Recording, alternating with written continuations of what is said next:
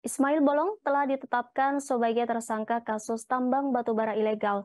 Nampak Ismail Bolong mengenakan baju tahanan berwarna oranye bernomor 032.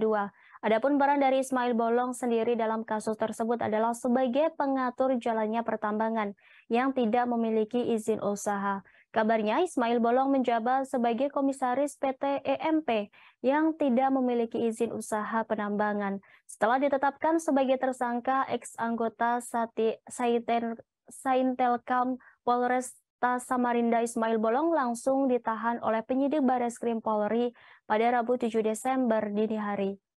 Pengacara Ismail Bolong, Johannes Tobing, menjelaskan penahanan dilakukan penyidik usai melakukan pemeriksaan selama kurang lebih 13 jam pada Selasa 6 Desember lalu. Johannes menjelaskan bahwa ada sekitar 62 pertanyaan penyidik kepada Ismail Bolong terkait tambang ilegal.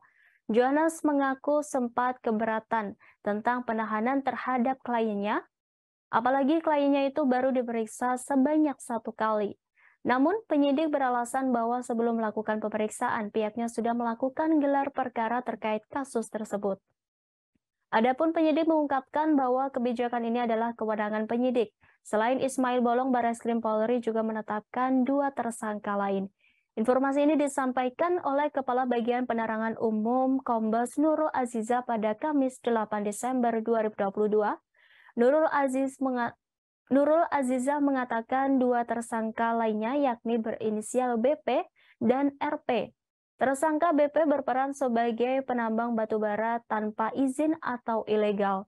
Sementara RP sebagai kuasa direktur PT EMP yang berperan mengatur operasional batubara dari mulai kegiatan penambangan, pengangkutan, dan penguatan dalam rangka dijual dengan atas nama PT tersebut. Sementara itu, Direktur Eksekutif SARA Institut Muhammad Wildan pun mengapresiasi langkah yang dilakukan Polri dalam upaya mengusut tuntas kasus tambang ilegal Ismail Bolong ini. Menurut Wildan, Kapolri Jenderal Listio Sigit Prabowo akan membuka tabir di balik kasus Ismail Bolong tersebut. Wildan juga meyakini jika Polri bakal mengusut kasus tersebut dengan transparan dan cermat, sehingga bisa meluruskan asumsi-asumsi liar yang berkembang di masyarakat selama ini. Terima kasih sudah nonton. Jangan lupa like, subscribe, dan share ya.